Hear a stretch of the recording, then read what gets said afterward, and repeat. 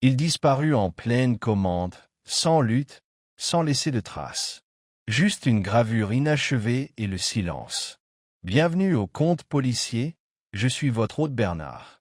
Dites-moi dans les commentaires, d'où dans le monde écoutez-vous aujourd'hui? La lecture de vos messages rend toujours ces mystères plus significatifs. Kamankins. Le village de Mushwood Cross était le genre d'endroit où rien ne changeait jamais vraiment.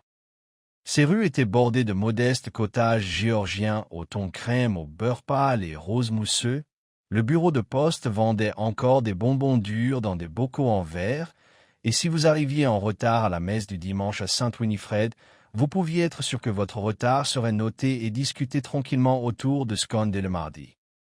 C'était un village qui portait son histoire avec aisance, comme un châle bien reprisé, et où il arrivait rarement quelque chose qui puisse faire onduler dans son calme poli. Ainsi, lorsque M. Georges Ulcombe, le maître graveur dont l'habileté avec les seaux et les seaux était reconnue, bien au-delà des frontières du comté, n'ouvrit pas sa boutique un jeudi matin, cela fit une petite ondulation indéniable. Ce fut mademoiselle Hartley, la modiste, qui la première le remarqua. Son habitude, bien établie et précise, était de retirer ses colis à la poste juste après 9 heures, de passer par Finchline, de jeter un coup d'œil à la vitrine du graveur avec son élégant panneau, fermé, enroulé, et de continuer vers sa boutique. Mais ce matin-là, elle marqua une pause. Les stores étaient baissés, comme parfois en l'absence de M. Ulcombe, mais ce qui la frappa, ce fut l'absence de la petite cloche en laiton qu'il accrochait toujours devant la porte lorsqu'il était chez lui, même si elle n'était pas ouverte aux clients. C'était devenu son rituel silencieux, comme ses visites bi-hebdomadaires chez Mademoiselle Lévy chez l'épicier, où il achetait exactement 2 pommes, jamais abîmées, toujours des braburnes. Mademoiselle Hartley plissa les yeux, s'approcha un peu et regarda à travers la vitre. À l'intérieur, tout semblait normal, aucun signe de désordre, rien de sinistre. Mais le silence, l'étrangeté de tout cela, la troubla. Elle décida, malgré sa réticence habituelle, de frapper. Il n'y eut pas de réponse. Au bout d'une minute, elle frappa à nouveau, légèrement mais fermement. Toujours rien. À 9h30, elle avait pris la liberté d'alerter le révérend Clifton, qui était allé chercher l'agent Rowan, un homme bien intentionné, peu perspicace mais plein d'enthousiasme. À 10h, une petite foule poliment curieuse s'était rassemblée devant la boutique, chuchotant des théories comme des écureuils s'affairant autour de glands. Ce fut Madame Milburn, la femme du boucher, qui la première murmura le mot « meurtre ». Mademoiselle Marple, assise au bord du mur du cimetière, à l'ombre tachetée d'un aubépine, écoutait, les mains jointes sur ses genoux, une légère inquiétude au front. Elle était arrivée à Mushwood Cross il y a seulement 15 jours, soi-disant pour rendre visite à sa cousine Germaine Margaret, Meg, pour la famille, qui avait récemment fait une chute entre une échelle de jardin branlante et un buisson de rhododendron particulièrement tenace. Elle n'avait pas prévu de rester longtemps, mais elle s'en doutait bien. L'agent, muni d'une clé récupérée auprès de la logeuse de M. Ulcombe, entra dans la boutique peu après 10h. La pièce de devant, mi-atelier, mi-exposition, était impeccable. Des grains de poussière flottaient dans la lumière oblique comme de la neige en suspension. Un bouton de manchette en argent brillait sur le chiffon à polir près du banc du fond, comme si sa paire avait été arrachée en plein travail. Le tiroir-caisse était intact. Le registre était ouvert, un demi-nom écrit de la main précise de M. Ulcombe, Madame Réa, mais M. Ulcombe lui-même était introuvable. Son manteau était toujours accroché à son crochet. Son parapluie était posé sur son support en laiton. La bouilloire, examinée, contenait encore de l'eau froide. Rien ne manquait, sauf l'homme. L'agent Rowan, rouge et inquiet, déclara que le graveur était peut-être simplement parti à Londres à l'improviste. Peut-être avait-il eu une inspiration soudaine et l'avait-il suivi. Les artistes peuvent être étranges à ce point, ajouta-t-il, même si personne ne se souvenait avoir vu M. Ulcombe quittait la ville sans l'annoncer au moins une semaine à l'avance.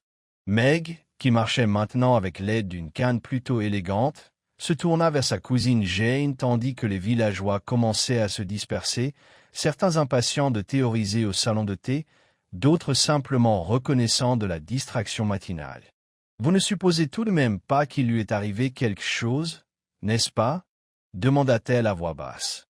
« Il ne disparaîtrait tout de même pas comme ça, » répondit Miss Marple sans lever les yeux de son sac à tricot. « On ne disparaît pas comme ça dans un endroit comme celui-ci, ma chère. Pas sans que quelqu'un ne le remarque, quelqu'un le remarque toujours. La question est de savoir s'ils réalisent ce qu'ils ont vu. » Meg la regarda longuement. « Tu penses à quelque chose, Jane ?»« Je réfléchis toujours, Meg, dit-elle doucement. Mais j'ose dire qu'un homme quand même. Ulcombe, si précis, si réfléchi dans ses manières s'il a disparu, ce n'était pas un accident. Et je pense, ajouta-t-elle en croisant les mains sur ses genoux, que ce ne sera peut-être pas la première bizarrerie que nous rencontrerons avant que cette affaire ne soit résolue. » À midi, Tommy Weekends, le garçon boulanger, apprit que le logement de M. Ulcombe avait également été fouillé. Son portefeuille, sa montre à gousset et ses lunettes avaient été laissés sur place. Son lit était fait. Sa mallette de voyage, une mallette en cuir usé qu'il emportait toujours avec lui lors de ses déplacements à la guilde des graveurs de Salisbury, était restée rangée sous son armoire, intacte. À l'heure du thé, la conversation s'était assombrie. Il savait quelque chose qu'il n'aurait pas dû savoir, déclara M. Sidwell, du papetier. Ou alors il s'est enfui, insista Madame Phipps, avec la femme de quelqu'un, sans doute. Ces gens-là ont toujours l'air discrets, mais ce sont toujours les discrets. Miss Marple, restée silencieuse face à ce flot de ragots grandissant, se leva lorsque la cloche de l'église sonna 5 heures. « Si quelqu'un demande de mes nouvelles, dit-elle doucement à sa cousine, je passe juste chez l'épicier. Je trouve que les gens sont beaucoup plus détendus quand il s'agit de choisir des pommes. » Ainsi, sans être remarqué, la véritable enquête commença. Le lendemain matin, tout le village de Mushwood Cross s'était saisi du mystère de la disparition de M. Ulcombe comme d'une énigme bien aimée, une énigme qui exigeait spéculation, explication et beaucoup de thé. Les événements du jeudi avaient perturbé le rythme quotidien, mais plutôt que de paralyser, ils avaient relancé l'énergie. Miss Hartley ouvrit sa chapellerie 1 heure plus tard que d'habitude, après avoir passé la matinée à confier sa version des faits à Madame Willoughby, la femme du pasteur, autour de biscuits au gingembre. L'épicière, Miss Levis, laissait sa balance sans surveillance à des moments inattendus pour scruter les passants avec suspicion. Et au salon de Thérède Fern, les conversations sur le bouton de manchette gravé avaient presque remplacé celles sur le chat capricieux de Madame Fowley, un sujet jusque-là considéré comme inépuisable. Assise près de la fenêtre du salon de thé, Miss Marple remuait sa tasse avec une élégance désinvolte, écoutant la conversation couler aussi librement que le Darjeeling. « Je vous le dis, Evie, l'homme était pris. » dit Madame Milburn en s'épongeant le front avec un mouchoir bordé de dentelle malgré la douceur du temps. « Croyez-moi, ce sont des affaires étrangères. Il faisait toujours venir ces petits colis de France, n'est-ce pas? Il pouvait y avoir n'importe quoi dedans. De la contrebande, des objets, peut-être. » Mademoiselle Evie Dalloway, plus souvent fascinée par les faire-part de mariage que par les intrigues internationales, se pencha. « Vous pensez que c'est une rançon, alors ?» Madame Milburn marqua une pause, visiblement ravie par l'idée. « C'est possible. Ça expliquerait pourquoi l'endroit n'a pas été saccagé. Il ne voulait que lui. » Mademoiselle Marple but une petite gorgée de thé et se tourna vers le couple avec un intérêt poli. « J'ai toujours cru que les relations de M. Ulcombe à l'étranger étaient tout à fait honnêtes. Il importait souvent des ébauches spéciales pour la gravure, des médaillons et autres. Très exigeante dans son article. » Madame Milburn, visiblement surprise d'être interpellée directement par la femme discrète en lavande, s'éclaircit la gorge. « Eh bien ce que vous le saviez, Miss Marple. Vous êtes si observatrice. Mais on n'est jamais trop sûr, n'est-ce pas? Les gens gardent des secrets. J'habite en face de M. Ulcombe depuis 8 ans et je ne l'ai jamais vu en compagnie. Pas une seule fois. J'imagine que certaines personnes préfèrent la solitude, répondit Miss Marple avec gentillesse. Même si j'imagine qu'un homme de son talent avait de quoi s'occuper. La conversation dériva bientôt vers d'autres théories, aucune particulièrement plausible. Madame Fairleg affirma qu'il avait eu une liaison avec une habitante du village voisin de Farnsby. M. Sidwell affirma avoir entendu dire que le graveur avait été aperçu en train de se disputer avec un inconnu en manteau marron près de la gare la semaine précédente, bien que personne d'autre ne pût confirmer cette information. Miss Marple, hochant la tête de temps en temps et émettant des expressions polies et intéressées, absorbait chaque mot. À midi, elle se rendit au bureau de poste, où la receveuse, mademoiselle Danby, était engagée dans une discussion animée avec mademoiselle Lévy sur la pertinence de la prochaine exposition de Rose, compte tenu de la situation actuelle. Je pense simplement que cela envoie un mauvais message, dit mademoiselle Danby, bras croisés, lèvres pincées. Comme si nous continuions comme si de rien n'était. Et Dieu sait ce qui s'est passé.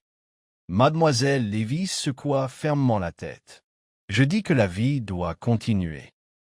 De plus, rien ne laisse penser que quoi que ce soit fâcheux. Mademoiselle Marple arriva juste à temps pour entendre ce dernier mot. Elle sourit doucement. Y a-t-il du courrier pour mademoiselle Margaret Fairchild? Mademoiselle Danby lui tendit une mince lettre. De votre nièce, je crois. En effet, merci, dit mademoiselle Marple, mais elle s'attarda un instant. Pardonnez-moi, mais je me demandais si l'une de vous savait quand M. Hulcombe a récupéré son courrier pour la dernière fois. Le visage de mademoiselle Danby s'illumina. Lundi matin. Il arrivait toujours juste après avoir mis du lait dans mon thé. Ce serait le 12e? Demanda Miss Marple. Oui, et il a dit quelque chose d'assez étrange, maintenant que j'y pense. Il m'a demandé si quelque chose venait d'un J.W. Je lui ai répondu que non, et il avait l'air enfin, pas vraiment déçu. Plutôt pesé quelque chose. Yacht-vous, répéta Miss Marple doucement. Curieux. Connaissez-vous quelqu'un portant ces initiales? Miss Danby secoua la tête, tandis que Miss Levis paraissait pensive. Il y a cet antiquaire à Marlingford, Jonathan Weatherby. Il a acheté cet encrier victorien que M. Hulcombe avait en vitrine l'année dernière. Payé en billets, j'ai entendu dire. Murmura Miss Marple. Intéressant. Plus tard dans l'après-midi, Miss Marple déambula dans Finchland, la boutique de gravure toujours fermée et silencieuse.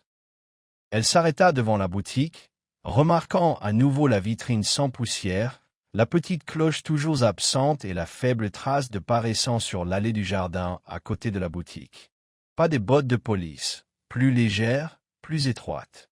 Peut-être un visiteur, mais personne n'avait mentionné une telle personne. Ce soir-là, Meg invita quelques voisins à dîner tranquillement. Parmi les invités figuraient le révérend Clifton et son épouse, Madame Penelope Willoughby, ainsi que Mademoiselle Dalloway et M. Sidwell. C'était un repas simple, poulet froid, pommes de terre nouvelles à la menthe et crumble aux pommes, et Mademoiselle Marple se contenta d'observer le fil de la conversation. Bien sûr, la police n'a pas officiellement déclaré cela comme un crime, dit le révérend en ajustant ses lunettes. Ce n'est qu'une disparition. Désolante, certes, mais tout à fait raisonnable. Peut-être, dit Madame Willoughby, mais je trouve cela profondément troublant. George Hulcombe était peut-être solitaire, mais il était aussi prévisible. Il honorait ses rendez-vous. Il avait ses heures d'établi. Il faisait le même trajet chaque soir. Sidwell intervint. À mon avis, cet homme cachait quelque chose. On ne vit pas 20 ans dans un appartement loué au-dessus d'un magasin sans un seul ami, à moins d'avoir quelque chose à cacher. Miss Marple se pencha juste assez pour être entendue sans interrompre le flot de la table. Oh, mais on a toutes sortes de raisons d'être seul, n'est-ce pas? Parfois c'est le chagrin, parfois la fierté. Et parfois, ajouta-t-elle, le regard doux mais posé, c'est la peur. Un silence suivit ces paroles, non pas gênant, mais pensif. Vous pensez qu'il avait peur? demanda Meg à voix basse. Je pense, dit Miss Marple, que lorsqu'un homme laisse derrière lui son manteau, son portefeuille, ses lunettes et sa montre de poche, il est parti soit dans une hâte insensée, soit de son plein gré. Et un homme comme M. Hulcombe n'a rien fait dans la précipitation. Alors, que dites-vous? Demanda M. Sidwell, les sourcils haussés. Miss Marple baissa les yeux sur son thé, le remuant une fois. Je dis que nous ne devrions peut-être pas regarder en avant là où il est parti, mais en arrière. Vers ceux qui auraient pu avoir besoin de son départ. Dehors, le vent se leva légèrement, faisant bruisser les haies et faisant murmurer le sureau près du portail du jardin contre la vitre. À l'intérieur, l'atmosphère avait changé juste un peu. Mais ça suffit. Avant de se coucher, Miss Marple s'assit au petit bureau de sa chambre d'amis et nota quelques pensées dans son carnet. Elle souligna le nom J.W. 2 fois, puis écrivit en dessous « Miss Danby, dernier courrier lundi ».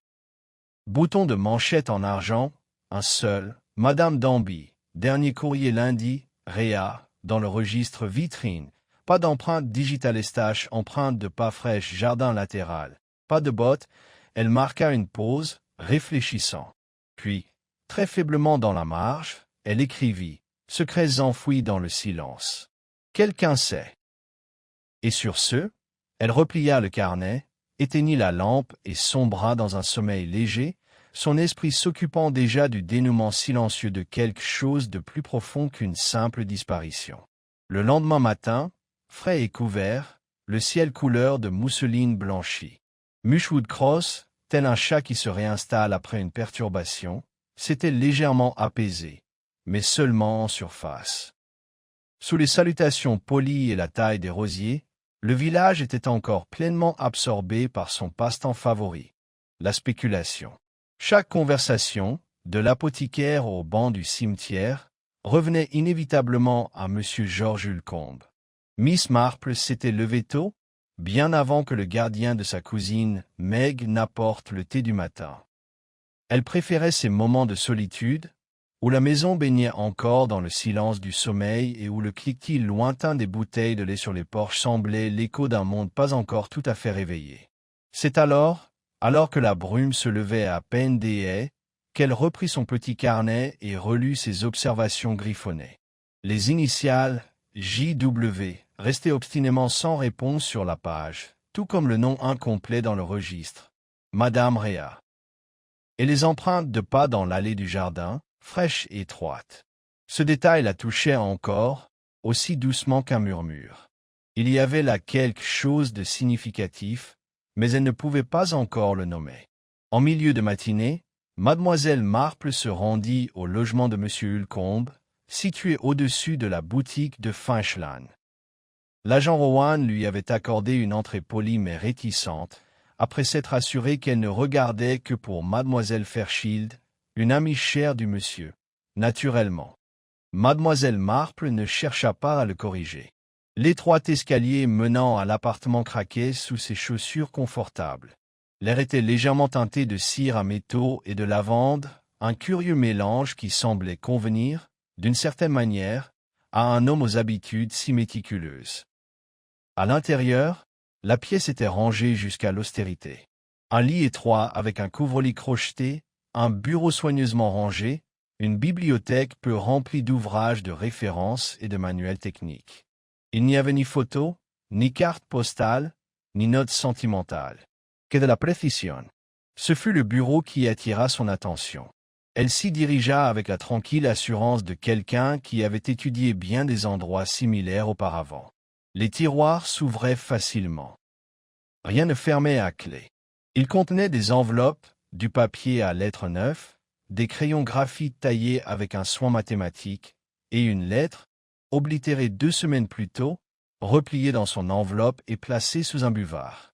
Miss Marple ne la retira pas, mais plissa les yeux. L'enveloppe avait été ouverte, son cachet nettement tranché. L'adresse de retour était griffonnée à la hâte, à peine lisible. J. Wetherby, Marlingford. Ses doigts s'attardèrent un instant avant de se tourner vers la petite corbeille à papier près du bureau.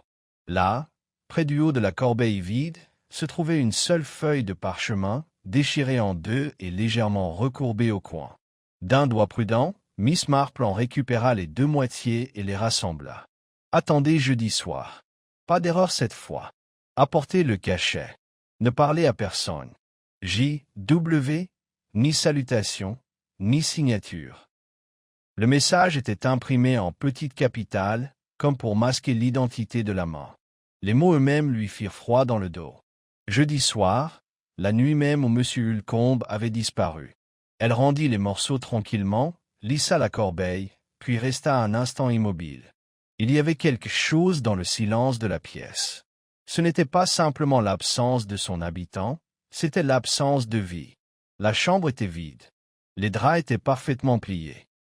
Pas de tasse sur la table de nuit, pas de serviette pour les ablutions matinales. Il avait l'intention de revenir ou pas. En redescendant l'escalier, elle s'arrêta près de l'entrée de l'atelier. Par la petite fenêtre intérieure, elle apercevait encore le bouton de manchette à moitié poli posé sur l'établi. La lumière se reflétait faiblement sur sa courbe argentée. Cet après-midi-là, de retour au cottage, Miss Marple se ressaisit en prenant le thé avec Meg. « J'ai fait une petite visite à l'appartement de M. Ulcombe, dit-elle tandis que Meg se versait une seconde tasse. « Avez-vous appris quelque chose ?» demanda Meg en posant la théière avec un tintement. « Quelques petites choses. Une lettre assez curieuse et un lit très bien rangé. » Meg haussa un sourcil. « Curious. » La lettre n'était pas signée, mais elle provenait clairement du témoin de Jéhovah qu'il avait contacté à la poste. Elle lui demandait d'apporter le sceau à une réunion jeudi. Aucune raison, et aucune indication de l'endroit. Meg Sheroshit, perplexe. Un sceau, comme un cachet de cire? Peut-être. Ou peut-être quelque chose de plus personnel, un objet sur lequel il avait été chargé de travailler. Ses services de gravure étaient très recherchés, même pour des objets cérémoniels ou juridiques. Eh bien, ça a l'air plutôt inquiétant, marmonna Meg. Vous pensez que c'est lié? Miss Marple esquissa un sourire discret. J'essaie de ne jamais m'avancer trop vite. Mais les tendances ont tendance à surgir, ma chère. Plus tard dans la journée, Miss Marple se rendit à la salle paroissiale, où Madame Willoughby coordonnait les dons annuels pour la guilde des fleuristes. La pièce sentait le lys et le cirage à la lavande, et la conversation fut légère jusqu'à ce que Miss Marple demande nonchalamment. « Monsieur Ulcombe vous a-t-il déjà parlé de Marlingford, par hasard ?» Madame Willoughby fronça les sourcils. « Marlingford? Pas que je me souvienne. Oh, attendez-ci, en fait. Il y a quelques mois, il a mentionné avoir vendu un encrier gravé à quelqu'un là-bas. Un collectionneur. Assez fier de l'œuvre, je crois. Vous souviendriez-vous du nom? Witherby, je crois. Jonathan Weatherby. Il tenait un petit magasin d'antiquités près du parc. Un peu reclus, paraît-il. Miss Marple inclina la tête. Étage M. Ulcombe a-t-il déjà mentionné avoir gravé un sceau? Un sceau? Madame Willoughby pinça les lèvres. Pas que je me souvienne. Mais je sais qu'il travaillait sur quelque chose de spécial ces 2 dernières semaines. Il n'a pas voulu dire quoi. Il a dit que c'était pour quelqu'un de très exigeant. J'ai supposé que c'était juste une autre de ses commandes. Tout à fait, murmura Miss Marple. Ce soir-là, la dernière pièce du puzzle de la journée arriva sous la forme d'une visite inattendue. Le révérend Clifton, en promenade nocturne, s'arrêta pour partager un récit plutôt étrange. Alors qu'il se tenait du côté nord de l'église plus tôt dans la journée, il avait remarqué une femme qui arpentait le mur du jardin arrière de la boutique de M. Ulcombe. Je ne la voyais pas bien, le bord du chapeau, vous savez, mais elle n'était pas du village. C'était évident. Nervous. Elle regardait fixement les fenêtres. Puis elle s'éloigna vers les bois. Elle ne sembla pas me remarquer du tout. Miss Marple le remercia et nota attentivement la direction. Elle menait au petit sentier ombragé qui serpentait jusqu'à l'ancien chemin de haie, rarement emprunté, sauf par les enfants et quelques randonneurs. Cette nuit-là, alors que le vent se levait et que les tremblait sous un ciel sans lune, Miss Marple s'assit de nouveau à son bureau. Elle ouvrit son carnet et écrivit. Jeudi soir, disparu, lettre de Wetherby, urgence. Secret, mention d'un sceau, objet important, femme aperçue, inconnue, nerveuse, chemin vers les bois, Madame Réa. Nom incomplet. Cliente. Elle marqua une pause, puis ajouta. Que étaient ceux qui étaient gravés, et pourquoi un tel secret? Pourquoi un seul bouton de manchette? Où est l'autre? Les pas de qui dans le jardin? Ceux d'un homme ou d'une femme? Elle se rassit, le bout des doigts clos, les yeux plissés par ses pensées. Dehors, un renard aboyait quelque part dans les bois. À l'intérieur, l'expression de Miss Marple restait calme, mais son esprit s'emballait.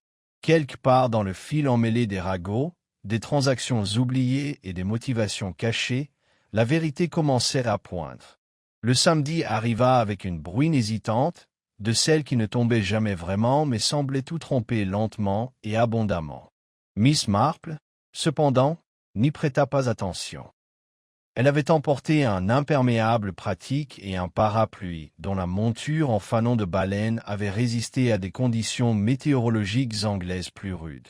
La lumière grise du matin brillait bas sur les haies, tandis qu'elle attendait sur le modeste quai de la gare de Mushwood Cross. Marlingford n'était qu'à 2 arrêts à l'est, un bourg tranquille avec ses cheminées tordues, ses pavés irréguliers et sa rue principale qui semblait avoir été peinte par un artiste nostalgique. L'endroit n'était pas réputé pour son effervescence, ce qui convenait parfaitement à Miss Marple.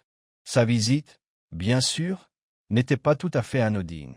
Après le récit du révérend Clifton sur la mystérieuse femme et la lettre de J.W., il était temps de se renseigner discrètement.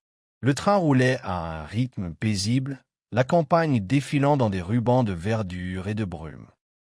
Dans son sac à main, coincé entre une boîte de pastilles et une carte pliée, se trouvait le petit carnet où elle avait écrit le nom de Jonathan Wetherby. La boutique d'antiquités se trouvait près de Marlingford Green, sa façade à colombage à moitié recouverte de lierre grimpant.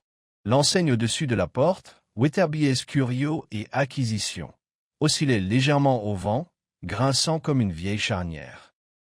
À l'intérieur, la boutique sentait la cire d'abeille, les vieux livres et une odeur légèrement métallique. Une clochette tinta au-dessus de la porte lorsqu'elle entra. Un homme émergea de derrière un rideau de velours rouge, au fond, une silhouette mince, la soixantaine, à la peau parcheminée et aux manières soignées. Son costume, bien que démodé depuis 20 ans, était en bon état. « Bonjour », dit-il d'une voix sèche mais sans amertume. « Comment puis-je vous aider ?» Miss Marple lui offrit un sourire poli. « Je cherche quelque chose de bien précis, je crois. Voyez-vous, on m'a dit que vous aviez acquis un jour un encrier en argent gravé par M. George Ulcombe de Mushwood Cross. C'était un ami d'un de mes parents. » Wetherby cligna des yeux. « Oui, c'est exact. Une pièce exceptionnelle. Je l'ai toujours dans le placard, d'ailleurs. » Il désigna une vitrine au fond, et Miss Marple le suivit. Là, parmi des broches en camée et des coupes-papier à manches en ivoire, se trouvait l'encrier, un objet trapu et élégant, brillant sous la faible lumière dorée. « Très beau, murmura-t-elle. Et je suppose que vous avez dû traiter personnellement avec M. Ulcombe. » « 1 ou 2 fois. » Le regard de Wetherby se porta sur son visage, puis revint à la vitrine. Il était réservé, soucieux des détails. Nous traitions la plupart de nos transactions par courrier. J'imagine que vous avez eu de la correspondance récemment. Wetherby hésita, puis se retourna pour ranger quelques objets sur une étagère. Je lui ai écrit, oui. J'avais besoin d'une gravure sur un objet qui m'est parvenu par des voies compliquées. Pas illégal, je vous assure, ajouta-t-il, voyant l'expression douce dans les yeux de Miss Marple. Juste privé. Et il a accepté la commande. Il a dit qu'il y réfléchirait. C'était il y a 2 semaines. Puis plus rien. J'ai envoyé un deuxième message, plus direct cette fois. J'ai insisté sur la discrétion. Le front de Miss Marple se plissa légèrement. Et l'objet en question était-ce par hasard un sceau? Wetherby serraidit. J'ai bien peur que ce soit confidentiel. Miss Marple hocha la tête, comme parfaitement satisfaite. Bien sûr. Il faut respecter ses clients. Il y eut un long silence entre eux. La poussière flottait doucement dans les rayons de lumière de la fenêtre. « J'ai bien peur que M.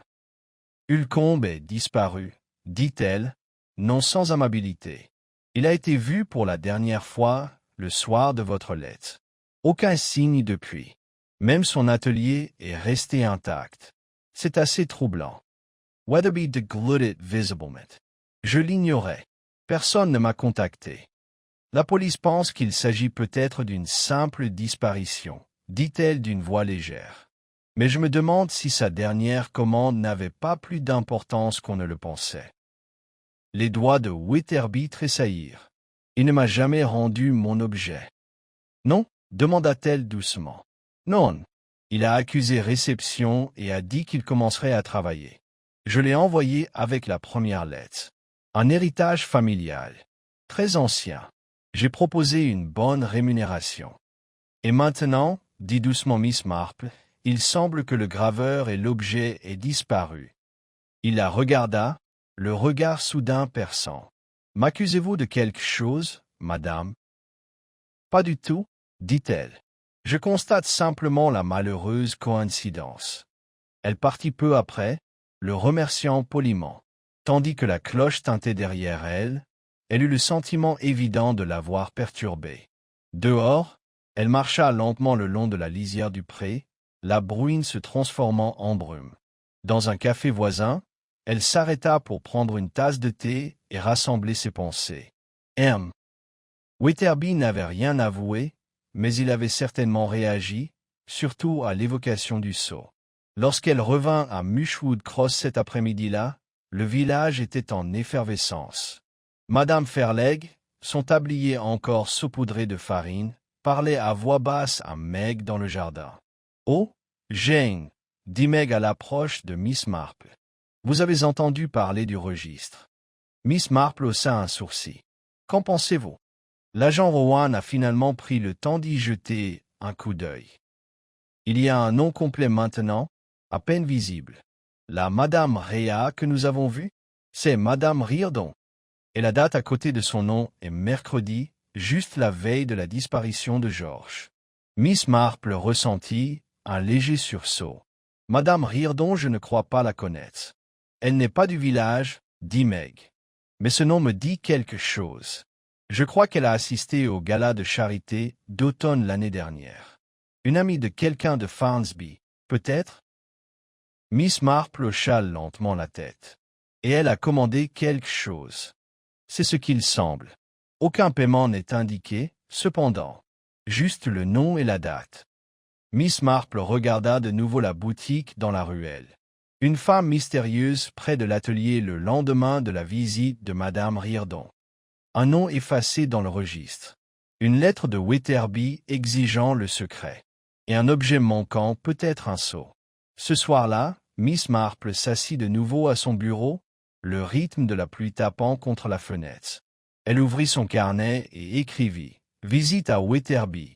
Prudente, cache quelque chose sous égal vieil héritage. Precious? Faux. Madame Riordan égale dernier client répertorié. L'objet a pu passer entre plusieurs mains. Pourquoi un tel secret sur la gravure? » Elle referma le carnet et resta assise un long moment, le bout des doigts sur ses lèvres.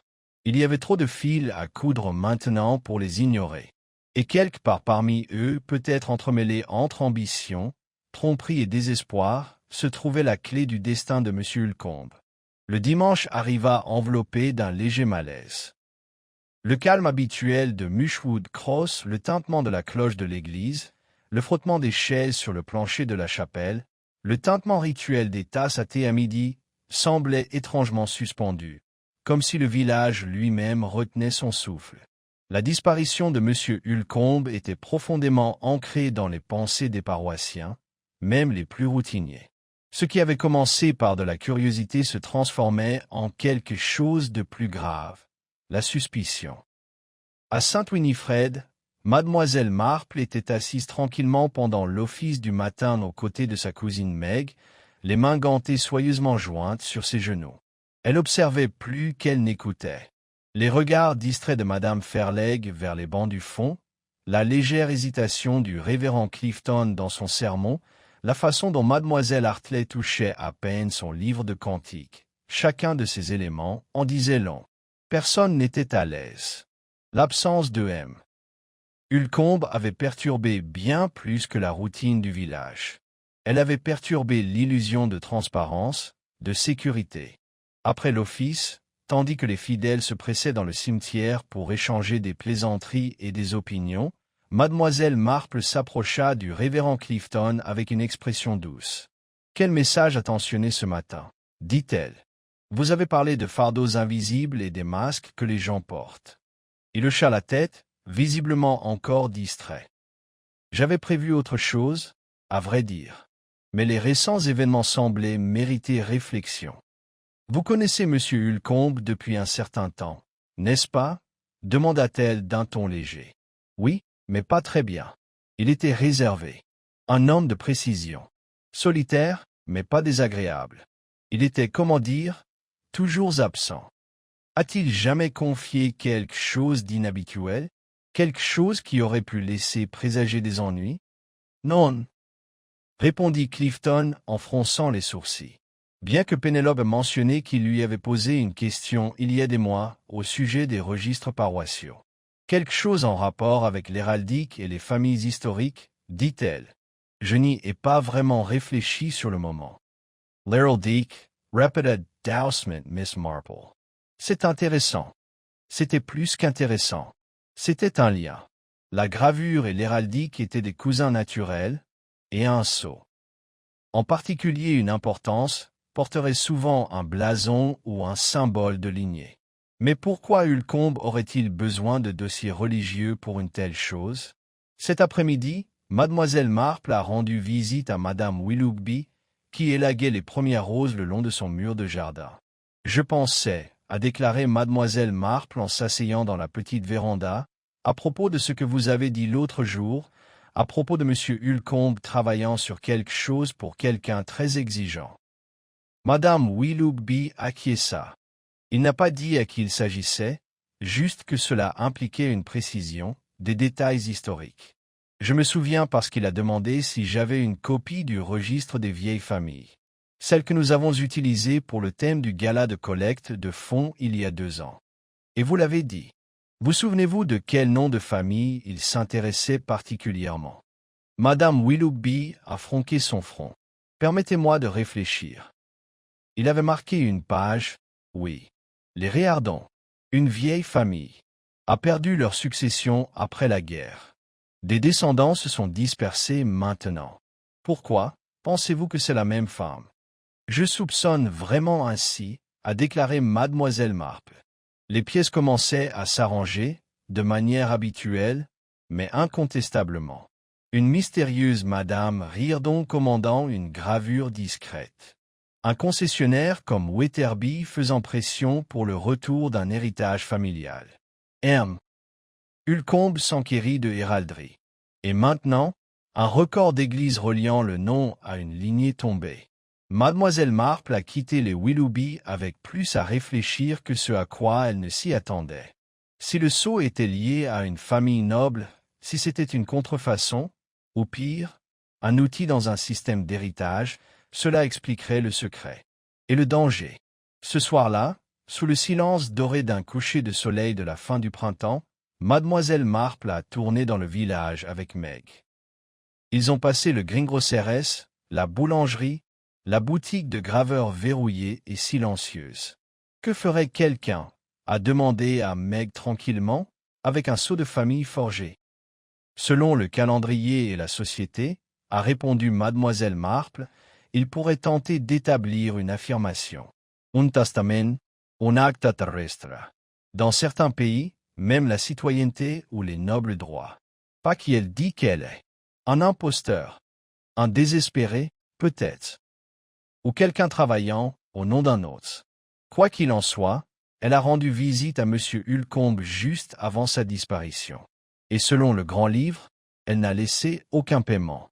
Ce qui suggère qu'elle s'attendait à lui faire confiance, ou elle n'avait pas l'intention de le laisser finir.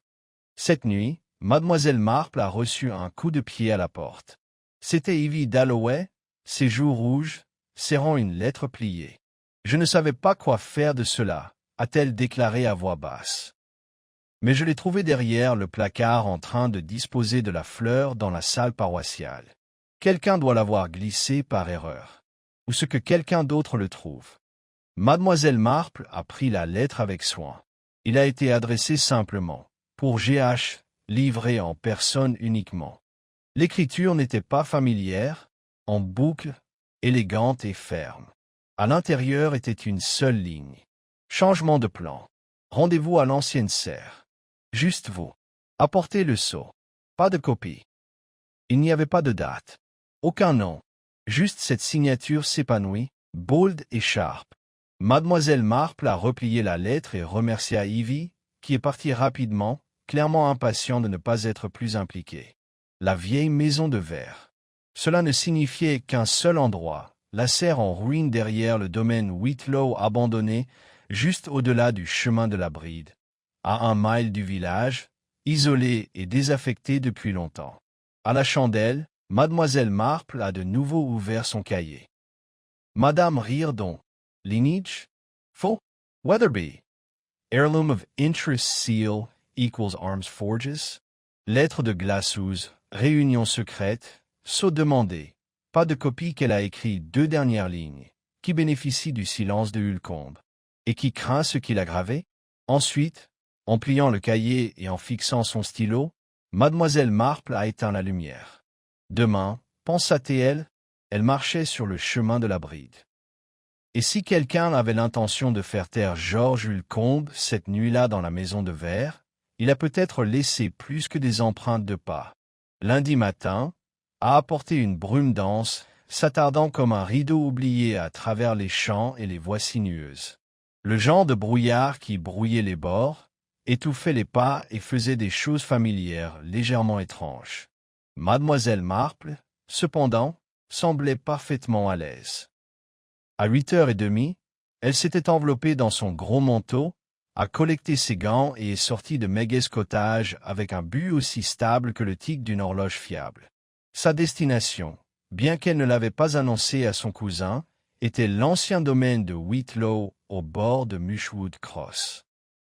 Un manoir autrefois prou depuis longtemps tombé en ruine après que le dernier héritier de Whitlow l'a perdu contre des dettes impayées et un scandale tranquille impliquant une femme de ménage disparue. Ce qui est resté maintenant, c'est un squelette de briques en ruine, de prolifération sauvage et de la serre à vergogne longtemps, son cadre déformé par le temps et les ronces, ses vitesses manquantes ou assombries de décroissance.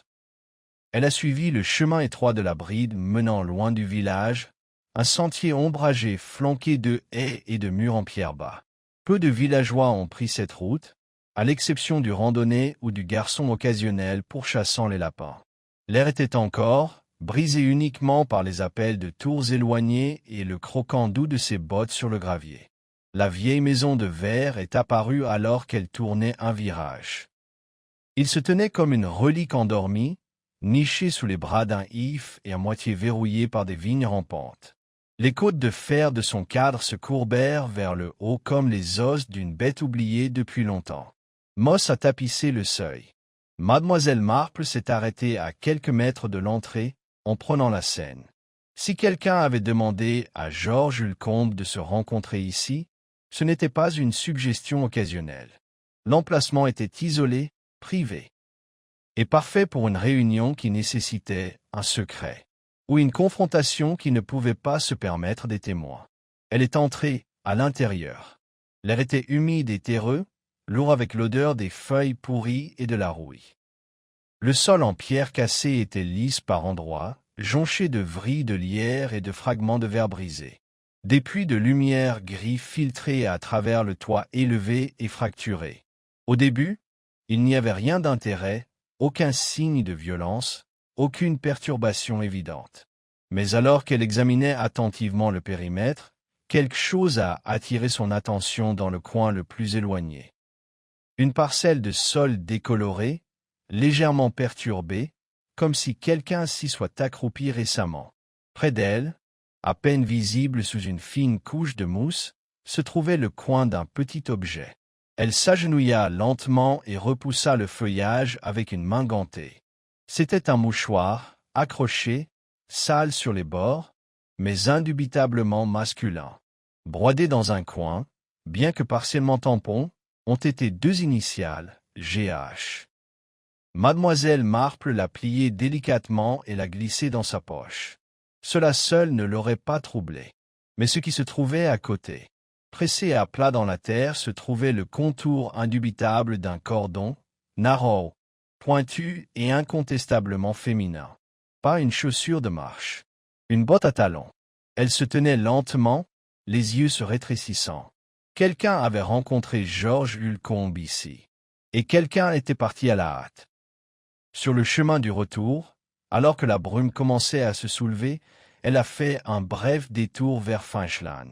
Elle a trouvé le gendarme Rowan à l'extérieur du bureau de poste, tenant un sac en papier de la boulangerie et semblant plutôt incertain de comment procéder face à la douce persistance de Miss Marple. « Je ne dis pas que vous devez faire quelque chose de drastique, lui a-t-elle dit calmement. Mais si un homme disparaît et qu'il y a des raisons de croire qu'il avait peut-être été attiré quelque part sous de faux prétextes, il est préférable de vérifier. » « Vérifier quoi, Miss Marple ? » ?»« Les chemins. Vous suggérez qu'il aurait pu être assassiné. »« Je suggère, a-t-elle dit délicatement, afin qu'il ne soit peut-être pas parti de sa propre volonté. » Cet après-midi-là, Mademoiselle Marple s'est arrangée pour rendre visite à Mademoiselle Lévis à l'épicier, une femme de langue aiguë et de mémoire plus nette. Alors qu'ils partageaient une tranche modeste de gâteau de graines sur le thé, Mademoiselle Marple a dirigé la conversation, comme par accident, envers les visiteurs. « Nous avons vu tellement de visages inconnus ce mois-ci, » a-t-elle sonné. La femme dans le manteau bleu intelligent, par exemple, je l'ai vue sortir du jardin du presbytère mercredi dernier. Elle n'avait pas l'air local. Mademoiselle Lévis leva un front. « Grand? Chapéau de paille? Un peu une bouche dure. »« Oui, dit Mademoiselle Marple. Je le pensais plus tôt. »« Elle n'est pas d'ici, » a déclaré Lévis. J'ai demandé, naturellement. Elle restait à Farnsby, je crois. J'ai dit qu'elle était là pour rencontrer quelqu'un dans le magasin de gravure. Les yeux de Mademoiselle Marple s'éclaircissaient faiblement. A-t-elle donné son nom? A dit que c'était Madame Riordan. Bien que je l'ai entendu passer un appel téléphonique à l'extérieur plus tard, et le nom qu'elle a donné était alors différent, a été appris comme Redmond ou Rhin. Je ne me souviens pas précisément. Mademoiselle Marple a fait un son silencieux d'intérêt. Ce soir-là, de retour au chalet, elle a récupéré son carnet une fois de plus. Les inscriptions s'étaient de plus en plus interconnectées. Glassous, montage de lieux de rencontre, GH, abandonné ou jeté. Empreinte de la femme. Sortie pressée, Madame Riordan, alias. Déliachance dans les noms appelés l'extérieur de l'épicier. Non heure égale notre Riordan connexion à Farnsby. Hébergement temporaire. Elle a ajouté une dernière question. Pourquoi se rencontrer en secret avec un graveur, puis disparaître, à moins que l'objet et l'identité ne voulaient jamais être revus? Mademoiselle Marple se tenait près de la fenêtre alors que le crépuscule se refermait, les toits du village maintenant entourés de lumière violette. Quelque part dans cette campagne tranquille, la vérité persistait toujours, entièrement enterrée, soigneusement obscurcie et dangereusement proche d'être oubliée. Mais elle n'oublierait pas avant que chaque détail des dernières heures de George Hulcombe ne soit parfaitement en place. Mardi matin, le village a retrouvé le village enveloppé dans le silence de la lumière du soleil et de la routine précoce. Mais les pensées de Miss Marple étaient ailleurs. En accroissant les basses collines, juste au-delà des lointaines, où la ville voisine de Farnsby attendait avec des réponses qu'elle n'avait aucune idée. La visite n'était pas impulsive. Après l'observation nette de l'épicier sur la mystérieuse femme qui a donné deux noms différents, Mademoiselle Marple avait pris une décision silencieuse. Elle a emprunté le vélo de Meg, un Raleigh vieux mais fiable avec une chaîne légèrement grinçante et un panier en osier sur le devant, et pédalait la douce inclinée de Mushwood Cross. Le chemin de Farnsby a traversé des pâturages roulants et une crête bordeuse en hêtre où les tours ont cordonné au-dessus. Le trajet fut paisible, mais son esprit était en proie à une tempête silencieuse. Elle ne se demandait plus si quelque chose était arrivé à George Ulcombe. C'était déjà décidé. La question était désormais de savoir qui avait organisé cela et pourquoi. Farnsby était légèrement plus grande que Mushwood Cross, avec une rue commerçante avec une pharmacie, 2 cafés, une librairie d'occasion et un hôtel modeste qui accueillait les commerçants de passage, les inspecteurs scolaires et de temps en temps, la cousine célibataire venue pour un mariage. C'est là, au Farnsby Arms, que Miss Marple fit son premier arrêt. Elle descendit de vélo, attacha son vélo à une rampe en fonte et s'approcha de la réception de l'hôtel. Le hall était silencieux, à l'exception du tintement lointain de la porcelaine dans la salle du petit-déjeuner. « Bonjour », dit-elle aimablement au réceptionniste, un jeune homme aux cheveux blonds roux et à l'air distrait. « Je me demandais si vous pouviez m'aider. Je cherche à renouer avec une dame qui a séjourné ici récemment. Grande, bien habillée, voyageant seule. Elle portait un chapeau de paille, je crois. » L'employé cligna des yeux. Il y avait une Madame Riordan, madame. Elle avait réservé sous ce nom. Elle y a passé 2 nuits et est partie vendredi matin. A-t-elle laissé une adresse de réexpédition? Non, madame. Attendait-elle des visiteurs? Pas à ma connaissance. Elle restait la plupart du temps discrète. Un visiteur, un homme en costume marron, sans donner de nom. Il n'est resté que 10 minutes. Je m'en souviens parce qu'elle lui a demandé d'attendre dans le salon, et ils ont parlé très bas. Avez-vous remarqué les traits de cet homme? L'employé hésita. Blond, d'âge moyen. Il n'avait pas l'air d'un ami. Plutôt pour affaires. Ou pour des ennuis. Miss Marple sourit faiblement. Et Madame Riordan a-t-elle mentionné où elle allait? Il secoua la tête. Elle a juste demandé s'il y avait un train avant midi. C'est tout. Miss Marple le remercia et sortit dans la lumière matinale. Donc, la femme était restée sous le nom de Riordan, mais avait passé un appel suspect à Mushwood Cross sous un autre nom. Elle avait rencontré quelqu'un en secret, juste avant la disparition de George Ulcombe, puis avait complètement disparu de la région. Un nom emprunté, un sceau demandé, un rendez-vous arrangé, et puis, le silence. Elle se dirigea ensuite vers la librairie, un bâtiment étroit dont la vitrine exposait des anthologies de poésie et des classiques oubliés. C'était le genre d'endroit où les gens pressés s'attardaient. Miss Marple parcourut les lieux avec un intérêt sincère pendant plusieurs minutes avant d'interpeller la caissière. « Excusez-moi, » dit-elle poliment, « mais je me demandais si vous vous souveniez d'une invitée du Farnsby Arms, Madame Riordan. Grande, élégante, qui s'informait des archives locales, peut-être? » La femme pencha la tête. « Celle qui a posé des questions sur la pairie? » Mademoiselle Marple cligna des yeux. « Vraiment? » « Oh oui, elle est venue jeudi dernier. Elle a demandé si nous avions des volumes de la pairie de Debrett ou de Burke. J'ai dit que nous avions quelques vieux exemplaires au fond. Elle semblait particulièrement intéressée par la famille Riordan du Kent. »« Ah, » dit Mademoiselle Marple, elle savait donc exactement à quelle famille s'adresser. En effet, mais elle posait la question d'une manière assez étrange. Elle n'arrêtait pas de confirmer qu'ils avaient autrefois possédé un domaine appelé Blackmere. Elle semblait bien déterminée à prouver quelque chose. Blackmere, répéta Miss Marple pensivement. De retour au village, elle nota soigneusement le nom dans son carnet et rentra chez elle à vélo avec un calme délibéré. Lorsqu'elle arriva au cottage de Meg peu avant midi, une surprise l'attendait. L'agent Rowan était assis dans le salon, un bout de papier à la main, l'air plus sérieux que d'habitude. « Je suis passé, » dit-il, « parce qu'il y a quelque chose qui cloche. » Miss Marple s'assit près du feu. « Allez-y. » Un jardinier travaillant le long du sentier du ruisseau derrière le domaine de Whitlow a trouvé ceci. Il lui tendit le mot. Il était humide, légèrement déchiré et légèrement taché. Mais les mots étaient encore lisibles, griffonnés d'une écriture hâtive. Ils utiliseront le sceau pour prouver ces dires. Si je ne reviens pas, regardez au verso. La preuve est cachée là. Le mot n'était pas signé. Mais Miss Marple connaissait cette écriture. C'était celle de George Ulcombe. Les implications la submergèrent comme une vague. Le sceau n'était pas un simple outil, c'était un faux. Et pas n'importe quel faux. Un moyen de fabriquer un héritage, une identité, ou les deux. Georges avait dû graver quelque chose au verso, quelque chose d'accablant. Peut-être une marque qu'il incluait toujours sur les contrefaçons. Un défaut qu'il avait inséré délibérément.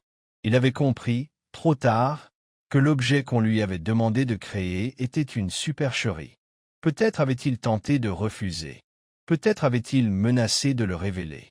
Et maintenant, il était parti. Miss Marple se pencha en avant. Avons-nous toujours le morceau de parchemin avec lequel il a été trouvé? Celui déchiré en deux? Rowan hocha la tête. Je crois qu'il est toujours chez l'inspecteur à Salisbury. Il faut le récupérer. Si nous conseillez de regarder au verso du sceau, il y a peut-être quelque chose qui nous a échappé. Rowan hocha lentement la tête. Je vais appeler. Après son départ, Miss Marple resta assise dans le silence du salon, le poids de ses pensées s'immisçant doucement mais fermement. Elle examina une fois de plus la chaîne, un commande d'une femme utilisant un pseudonyme de enquête sur une vieille famille noble 3. Urgence pour la livraison d'un faux sceau 4. Un graveur qui hésitait, qui cachait un indice 5. Une rencontre dans les ruines, jamais revenu de quelqu'un avait pris grand soin de se forger une fausse identité. Ils avaient besoin de Georges Combe pour le faire.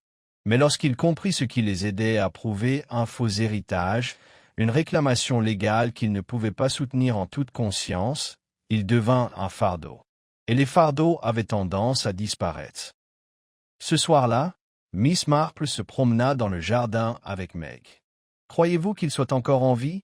demanda Meg doucement. Miss Marple leva les yeux vers le ciel, où le crépuscule avait commencé à estomper les contours des nuages en une douce masse de lavande et de cendre. « Je pense, dit-elle lentement, que quelqu'un comptait sur nous pour ne pas poser les bonnes questions. » Meg ne dit rien, mais elle regarda sa cousine avec un mélange d'espoir et d'inquiétude. « Et vous leur posez la question maintenant ?» demanda-t-elle. Miss Marple se retourna, l'air indéchiffrable. « Oh oui, dit-elle. Et je crois que quelqu'un commence à le sentir. » Elle marqua une pause. « Et je soupçonne, ajouta-t-elle au bout d'un moment, qu'avant la fin de la semaine, quelqu'un tentera de m'arrêter. » L'air de Mushwood Cross portait le poids d'une tempête imminente, même si le ciel restait obstinément pâle et immobile. La matinée du mercredi s'ouvrit sur le bruissement des journaux, le son lointain de la cloche de l'église et le sentiment indéniable que quelque chose d'invisible allait se produire. Le village, qui murmurait encore la disparition de Georges Combe, avait commencé à faire ce que les villages anglais font le mieux lorsqu'ils sont perturbés. Préparer des scones, astiquer de l'argenterie et murmurer des théories qui devenaient de plus en plus audacieuses à chaque nouvelle. Miss Marple avait déjà pris son petit déjeuner lorsqu'on frappa à la porte. Ce n'était pas l'agent Rowan cette fois, mais le révérend Clifton, portant un petit paquet enveloppé dans du papier craft et ficelé. Il avait l'air inhabituellement grave. « J'ai pensé que je devais apporter ceci directement, » dit-il en entrant dans le salon. Pénélope l'a trouvé parmi les linges d'autel. Il était caché derrière le coffre de communion, là où sont conservées les boîtes de collecte de charité. Miss Marple accepta le paquet et en ouvrit délicatement les plis. À l'intérieur se trouvait un petit cercueil ovale, en argent, orné, avec une doublure en velours usé et un léger monogramme gravé à la base. Le cercueil était vide. Miss Marple l'examina attentivement, puis leva les yeux. « Vous ne le reconnaissez pas ?» Le révérend Clifton secoua la tête. « Non, mais Pénélope dit l'avoir vu dans la vitrine de Georges Combe au printemps dernier, juste un jour ou deux. Elle s'en souvient à cause de sa forme inhabituelle. Elle pensait qu'il était destiné à contenir une bague. » Miss Marple retourna le cercueil dans ses mains. « Ou un sceau. Il combinait. La forme, la fonction, les empreintes de velours, c'était là que l'objet avait été conservé. Un héritage, ou plutôt l'apparence d'un héritage. Peut-être s'agissait-il du contenant que Madame Riordon, ou quel que soit son vrai nom, avait apporté à Ulcombe, demandant que le faux y soit placé. Cela vous dérange-t-il que je garde ceci quelques heures? Demanda-t-elle. J'ai quelques réflexions à suivre. Bien sûr, dit Clifton en soulevant son chapeau et en reculant avec un froncement de sourcils profondément inquiet. Restée seule, mademoiselle Marple déposa délicatement le cercueil sur la table et reprit son carnet. Elle écrivit « Cercueil, lié au fausceau trouvé à l'église, probablement caché. Pourquoi caché après sa disparition? Georges l'avait-il laissé là par précaution?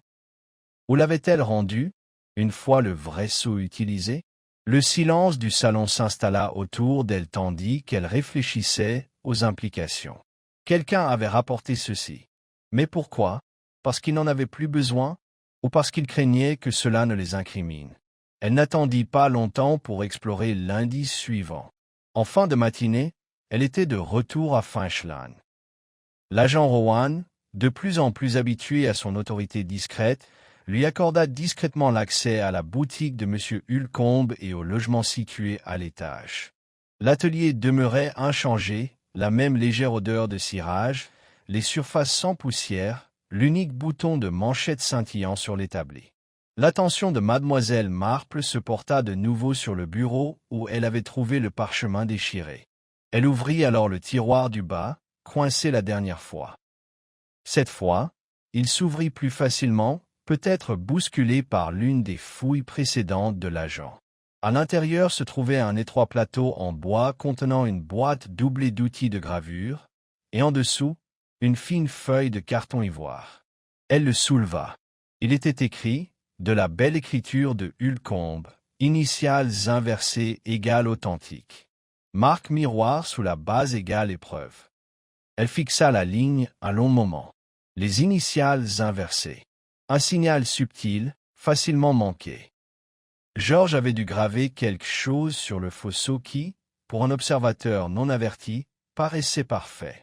Mais à y regarder de plus près, certains détails seraient inversés. Peut-être un minuscule blason ou un chiffre inversé, sa signature personnelle de mensonge. Et la marque du miroir sous la base? Ce serait une gravure si petite qu'il faudrait la saisir par réflexion. Un indice pour quiconque soupçonnerait une trahison. Il avait intégré la vérité dans le mensonge. De retour dans son salon en début d'après-midi, Miss Marple plaça soigneusement le cercueil vide devant elle et le retourna. Là, le long de l'étroite couture du dessous, presque imperceptible, se trouvait un minuscule glyphe griffonné, un R, dans un cercle, à l'envers et en miroir. La marque de Georges. Elle s'autorisa un bref hochement de tête de satisfaction. Quoiqu'il ait été placé dans ce cercueil un sceau, presque certainement, ce n'était pas authentique. Et Georges, dans un moment de courage ou de ruse, avait tenté de le signaler à quelqu'un. Mais à qui? Et avait-il compris? Plus tard dans la journée, un nouveau rebondissement survint, non pas sous la forme d'un indice, mais d'un visage. Miss Dalloway, rouge et essoufflée, arriva à la porte de Meg, l'air paniqué. « Je ne devrais pas être là, dit-elle, mais je pense que vous devez savoir. Une femme est entrée chez le papetier ce matin, demandant du parchemin d'un genre très particulier. De couleur crème, pressé à la main, avec un filigrane rouge. Et elle a dit que c'était pour des documents juridiques. Elle prétendait rédiger un testament pour son défunt oncle. Mais quand je lui ai demandé son nom, elle a hésité. Le ton de Miss Marple était doux. Qu'a-t-elle dit? Madame Riordan. Mais j'ai vu le reçu tomber de son sac à main lorsqu'elle a pris son porte-monnaie. Il était libellé à l'ordre de Miss Julia Ransom. Je n'ai rien dit. Miss Marple resta assise, immobile. Ransom, pas Riordan. Le nom changeait, à nouveau. A-t-elle quitté la boutique immédiatement? Non, elle a demandé son chemin pour aller chez le notaire à Marlingford. Mademoiselle Marple se leva sans se presser. Merci, mademoiselle Dalloway. Vous m'avez été d'une grande aide. Ce soir-là, alors que le crépuscule tombait et qu'un vent violent balayait les haies, mademoiselle Marple fit quelque chose qu'elle n'avait pas encore fait depuis son arrivée. Elle écrivit une lettre. Elle était adressée à l'inspecteur Hadley à Salisbury. « Monsieur, Je crois qu'une fausse déclaration est sur le point d'être faite sous une fausse autorisation. Le sceau en question a été gravé par M. Georges Ulcombe, qui a depuis disparu. J'ai des raisons de croire que le faussaire a pris plusieurs noms, Madame Riordon, Mademoiselle Ransom, et qu'il présente actuellement des documents à un notaire à Marlingford. Le temps presse. Je vous demande instamment d'intervenir. Je me tiendrai disponible pour fournir une déclaration complète. Sincerement, Jane Marple. Elle plia la lettre, la scella et la remit à Meg pour qu'elle la poste aux premières lueurs du jour. Dans les dernières heures précédant le sommeil, elle se tenait de nouveau à la fenêtre, observant la silhouette du village sous les nuages rampants. Une femme aux noms multiples, un sceau aux significations multiples, et un homme qui avait payé trop cher pour avoir tenté de préserver la vérité. Mais la fin approchait. Elle le sentait.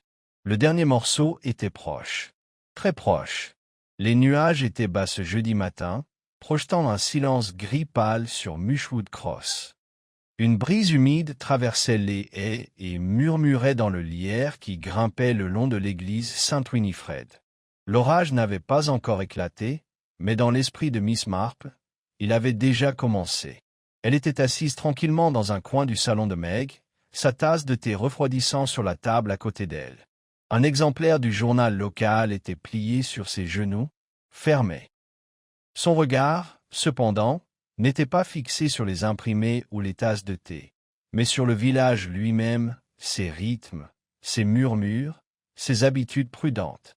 Quelque part en eux, quelqu'un jouait un rôle. Une femme venue sous de faux prétextes. Une femme entrée dans Finchland avec un sceau et un plan.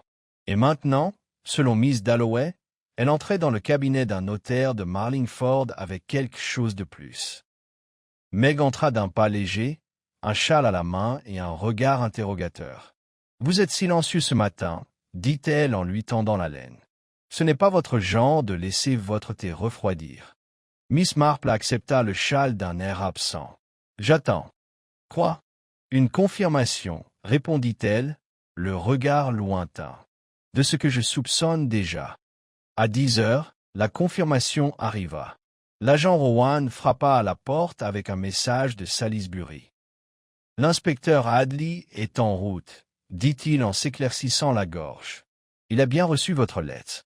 Il passe d'abord chez le notaire à Marlingford. Il m'a demandé de vous prévenir, au cas où vous souhaiteriez être présente à son arrivée. »« Je le ferai, » répondit simplement Mademoiselle Marple, tendant déjà la main vers ses gants. Ils arrivèrent à Marlingford 1 heure plus tard, l'agent au volant et Mademoiselle Marple assise à ses côtés, droite et posée malgré les virages serrés et la route accidentée. Le bureau du notaire, un étroit bâtiment en briques orné de lierre enveloppant sa plaque de laiton, était situé juste à côté de la rue principale. Sa porte était entr'ouverte, et un murmure de voix s'entendait à l'intérieur. À l'intérieur, la salle d'attente sentait légèrement le vernis et la cire d'abeille. Un jeune commis les regarda avec un clin d'œil nerveux avant de les conduire dans la pièce intérieure, où l'inspecteur Hadley se tenait près de l'âtre, les bras croisés. Un homme grand et anguleux, vêtu d'un élégant costume marron, se tenait à son bureau. Monsieur Ellison, le notaire, que Mademoiselle Marple avait déjà rencontré lors d'une fête de village. Assise en face de lui, vêtue d'un élégant manteau bleu marine et de gants dépareillés, se trouvait celle qu'on appelait tour à tour Madame Riordon, Mademoiselle Ransom. Selon le registre sur le bureau d'Ellison, Mademoiselle Julia Rothmere. Sa posture était impeccable, son expression calme, mais son regard, remarqua Mademoiselle Marple, n'avait qu'une faible lueur de calcul. Hadley se retourna à l'entrée de Mademoiselle Marple. « Lee Marple. Juste à temps. Mademoiselle Rothmere, ici présente, expliquait justement la nature de sa demande. « Je vois, » dit Mademoiselle Marple. Elle retira ses gants et les posa soigneusement sur le buffet. « Et que prétend-elle aujourd'hui ?» La femme sourit faiblement. « J'établis une preuve de filiation, Mademoiselle Marple. Le testament de mon oncle est contesté, mais je suis en possession du sceau familial, gravé, authentifié et conservé dans un coffret certifié. Je demande simplement à Monsieur Ellison, ici présent, de le vérifier pour archivage. Et le sceau est chez vous? Demanda Adli d'une voix calme et ferme. Il l'est, dit-elle en fouillant dans son sac à main et en sortant un petit objet enveloppé de soie. Elle le déballa délicatement, révélant un seau de cire vert foncé, apposé sur un morceau de parchemin plié, le symbole profondément gravé à la surface, un lion couronné sur un bouclier écartelé, flanqué de volutes de lierre. Adli le prit, l'examina attentivement, puis le tendit à mademoiselle Marple. Elle l'étudia en silence. « Avez-vous un miroir ?» demanda-t-elle soudain en jetant un coup d'œil à M. Ellison. « Un miroir ?» répéta-t-il. « Oui, s'il vous plaît. Un petit fera l'affaire. » Perplexe, Ellison sortit d'un tiroir un miroir à manche en argent et le lui tendit. Miss Marple tint soigneusement le seau sur la surface réfléchissante. Et il était là, le chiffre inversé, niché dans la courbe du parchemin. Pour un œil non averti, cela ressemblait à une fioriture gravée. Mais elle l'avait déjà vu. « Je crois que M. Ulcombe a apposé cela intentionnellement, » dit-elle. Sa propre signature cachée, un symbole inversé, à peine perceptible. Une marque qu'il utilisait, discrètement, sur tout objet qu'il était contraint de présenter dans des circonstances douteuses. Miss Rodman s'y raidit. Miss Marple poursuivit. « Voyez-vous, M. Ulcombe comprenait qu'on se servait de lui. Vous lui avez donné le cercueil, en argent, doublé de velours. Il l'a reconnu lorsqu'il est apparu dans l'église, abandonné. Je suppose que vous l'avez rendu une fois, le sceau changé. »« C'est absurde, » dit la femme froidement. Le ton de Miss Marple resta inchangé. Et pourtant, il a laissé des indices. Un mot déchiré. Un mouchoir. Une entrée de registre avec un nom que vous n'avez que partiellement révélé. Un cercueil portant une marque cachée. Et enfin ce sceau, portant le chiffre inversé et une lettre en miroir, gravée à la base.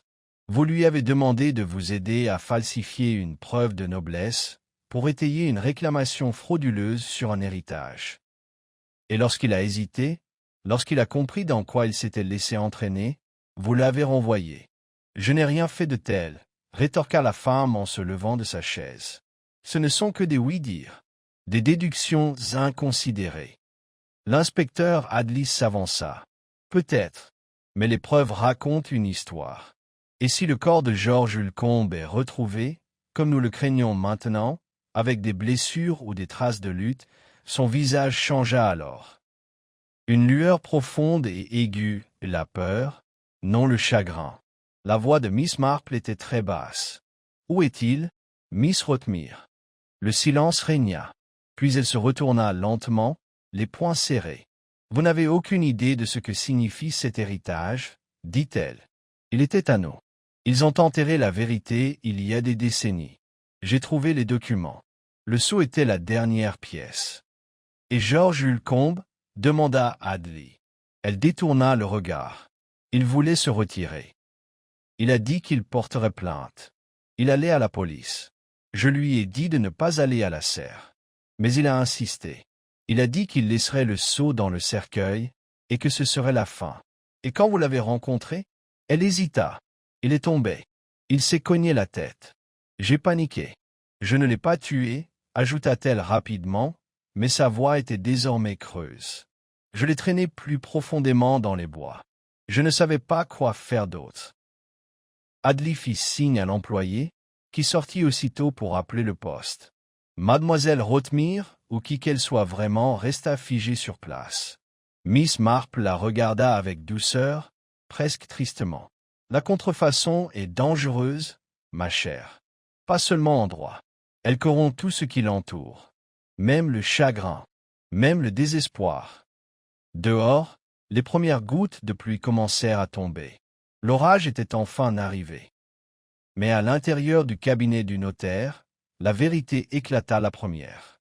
La pluie s'abattit avec force en milieu d'après-midi, balayant la campagne en larges nappes murmurantes.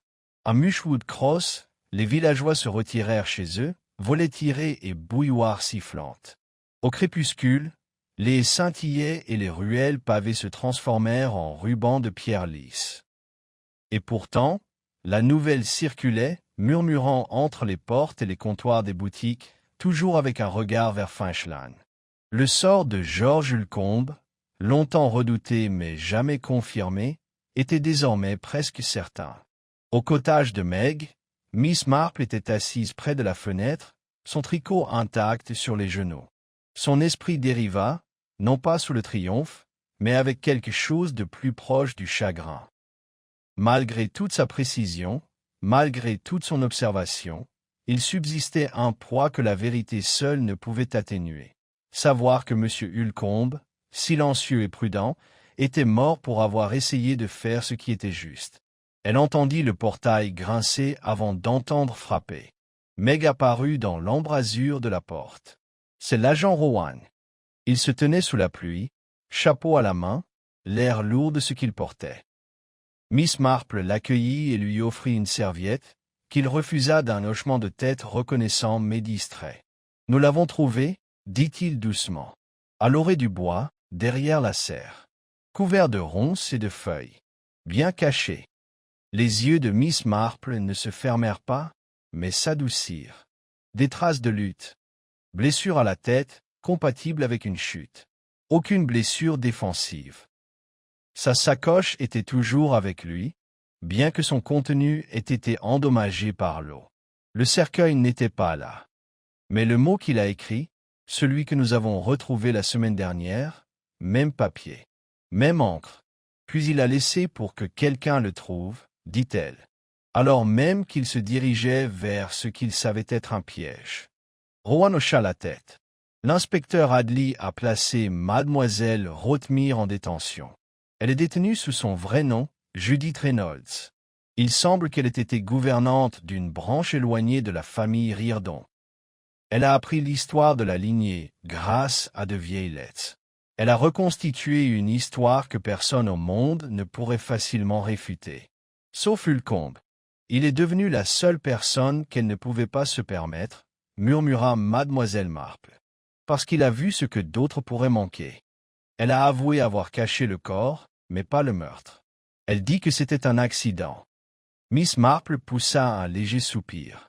Et c'en était peut-être un. Mais ça ne change pas grand-chose. Rowan partit peu après, marchant péniblement sous la pluie qui s'intensifiait, et Meg rejoignit Miss Marple dans le salon, servant du thé frais avec un air de révérence silencieuse. « On dit Meg doucement, que vous avez résolu ce que personne d'autre n'avait pu faire. » Miss Marple secoua la tête. « Non, Meg. George l'a résolu.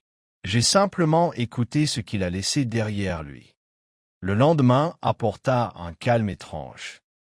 L'orage était passé, laissant l'air pur et le jardin rafraîchi.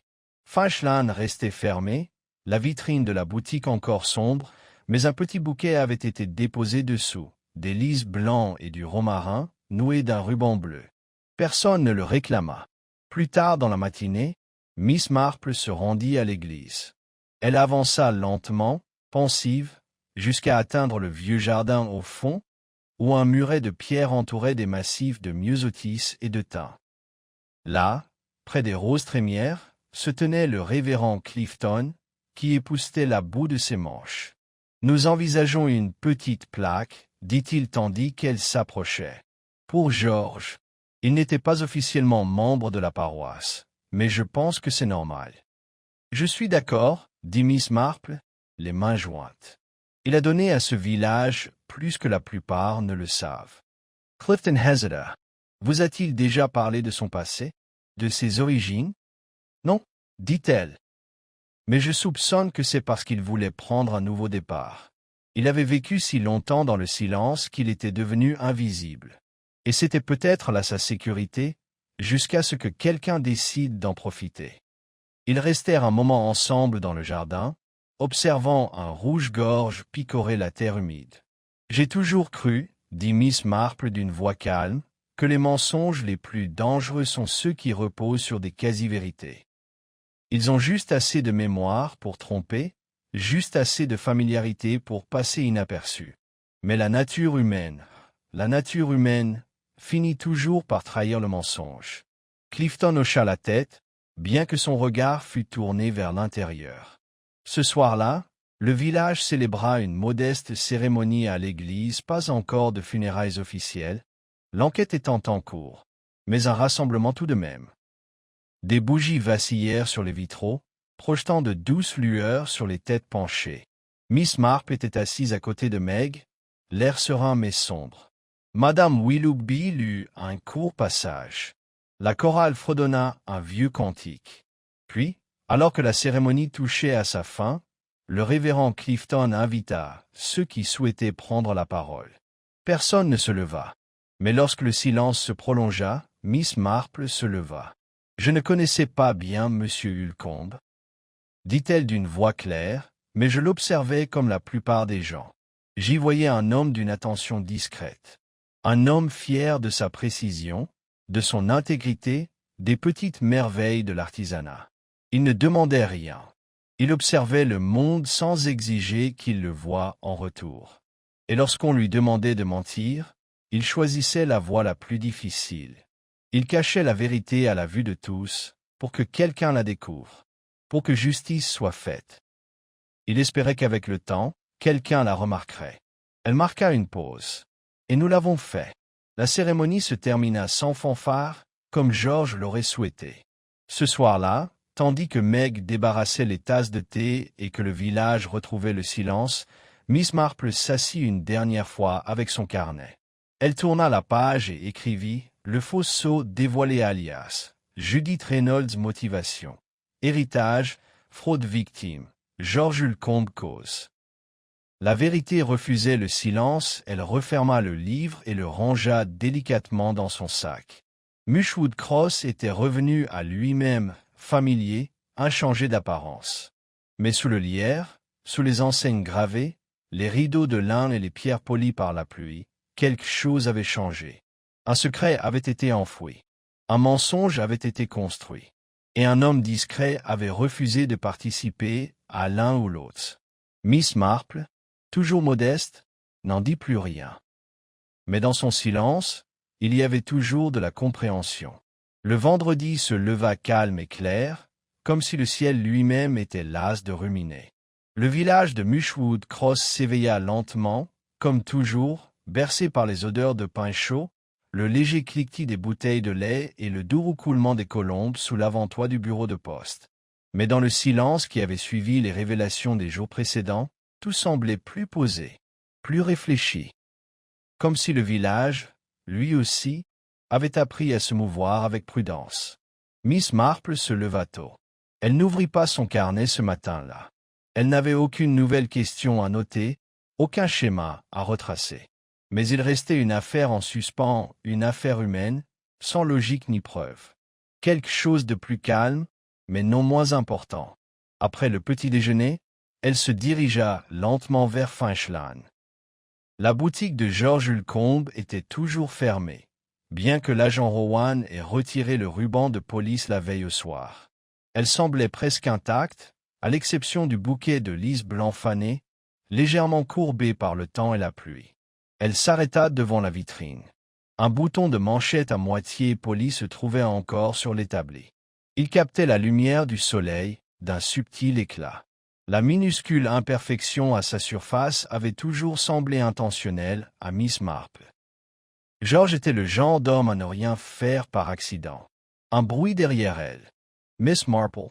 Elle se retourna et vit Miss Hartley, la modiste, tenant un paquet emballé et un parapluie plié. Son expression était pincée, mais sa voix, inhabituellement douce.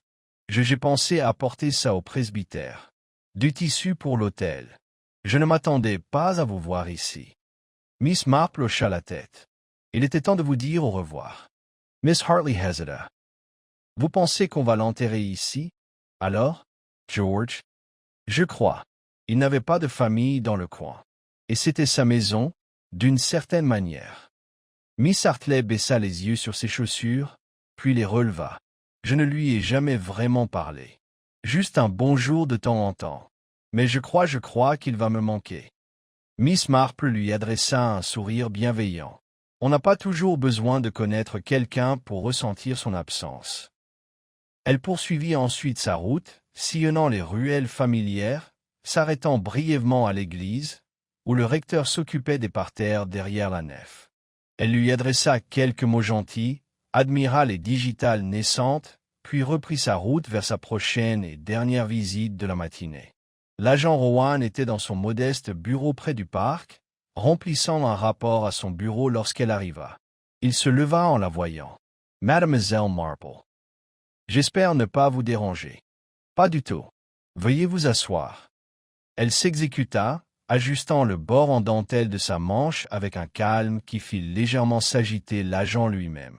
Après un long moment, elle prit la parole. « Avez-vous reparlé à Judith Reynolds ?» Rowan hocha la tête. Elle coopère, à sa manière. Elle refuse de parler de meurtre. Elle maintient que la chute de George était accidentelle.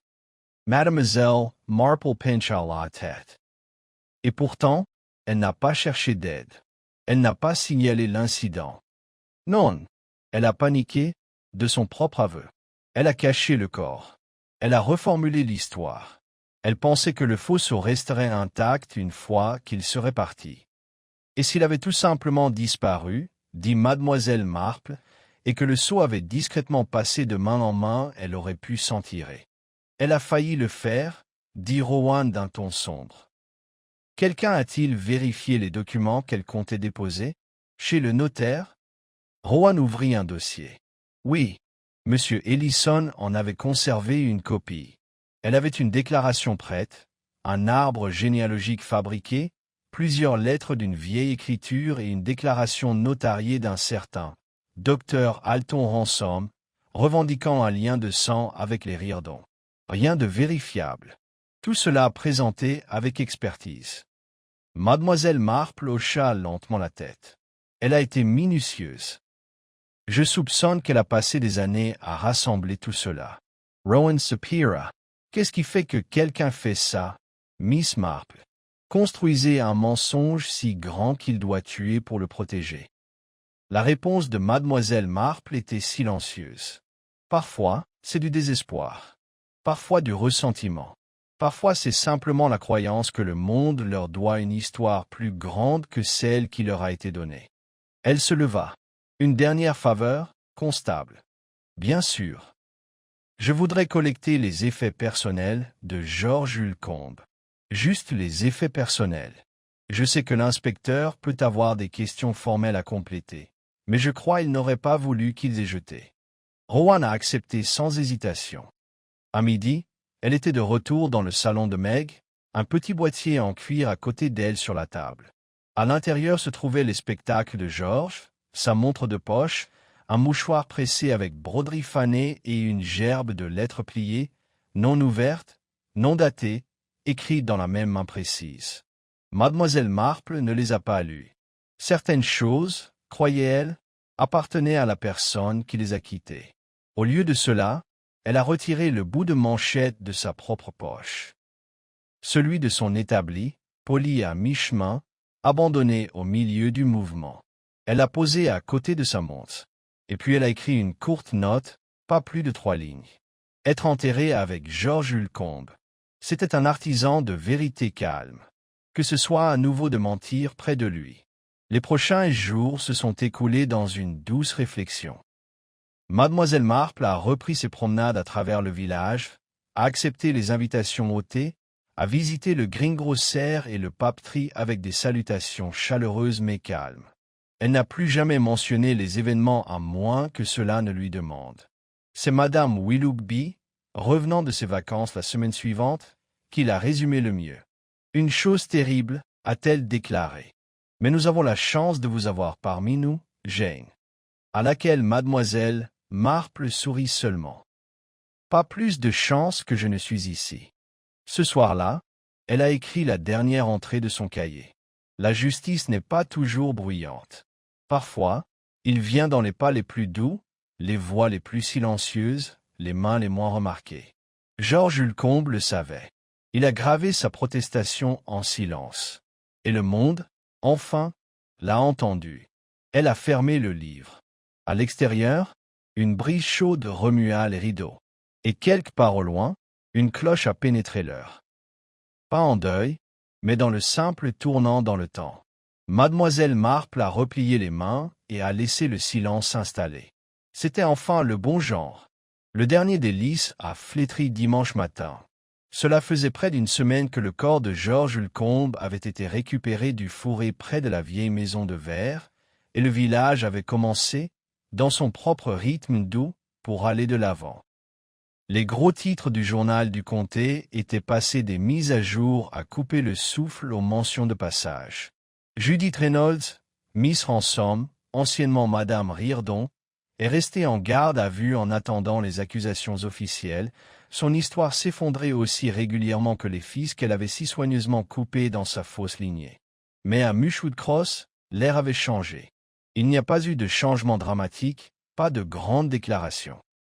Au lieu de cela, c'était dans les petites choses, la façon dont les villageois se sont salués avec plus de sincérité, comment les gens s'attardaient plus longtemps dans les magasins pour parler, comment le silence de Finchland ne se sentait plus curieux, mais respectueux.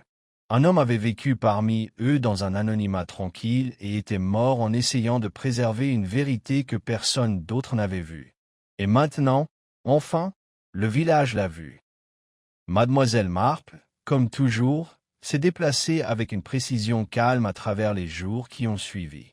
Elle a assisté à la réunion du comité pour la prochaine fête de l'été, a offert de modestes conseils sur les arrangements floraux pour l'exposition de l'église et a aidé Meg à trier les vieilles photographies de la famille dans le grenier. Sa présence n'a jamais attiré l'attention sur elle-même, mais comme son aiguille à la main, elle s'est soigneusement tissée dans le tissu de la vie villageoise. Mais elle n'avait pas oublié. Dimanche après-midi, après le service et un modeste déjeuner, elle est retournée à l'église seule. Les portes se sont ouvertes, comme il le faisait souvent par beau temps, et l'odeur de la cire d'abeille et de la pierre fraîche s'allongeait dans les airs. Elle marchait lentement dans l'allée, l'écho doux de ses pas la suivant comme une ombre respectueuse, jusqu'à ce qu'elle atteigne le Memorial Board sur la paroi latérale. Là, un nouveau nom avait été au crayon, en attendant la gravure. Georges Ulcombe, dès 14 juin, craftsman, résident de Finchland, une inscription simple. Pas de titre. Aucune mention de ce qui s'était passé. Mais mademoiselle Marple a approuvé. Elle se tourna et trouva le révérend Clifton derrière elle, redressant une pile. « Vous êtes venu voir le conseil d'administration. » Elle acquiesça. « C'est approprié. Modeste. Précis. Je suis content que vous le pensiez. » Certains avaient suggéré une plaque plus formelle, mais Georges ne l'aurait pas voulu, a-t-elle fini doucement. « Non, a-t-il convenu. Il ne le ferait pas. » Ils se sont levés un instant, tous deux en regardant le nom. Il a fait une dernière gravure, a déclaré mademoiselle Marple doucement. Pas sur l'argent, pas en laiton, mais sur la conscience de cet endroit. Le révérend Clifton la regarda, bougé par la pensée, et ne dit rien. Plus tard dans l'après-midi, elle a visité la boutique de Finchland une dernière fois. Rowan lui avait accordé une clé, temporairement, juste pour quelques jours de plus jusqu'à ce que le domaine soit réglé. À l'intérieur, la poussière avait recommencé à se rassembler, douce comme un voile. Les outils étaient toujours soigneusement disposés sur le banc. Le bouton de manchette inachevé est resté intact, tout comme elle l'avait quitté. Elle ouvrit lentement les tiroirs, pas pour rechercher, mais pour se souvenir. À l'arrière du troisième tiroir, enveloppé dans des tissus, elle a trouvé un petit cahier en velours. Ses bords sont lisses, ses pages remplies de diagrammes précis, d'échantillons de lettrage et de croquis de commandes.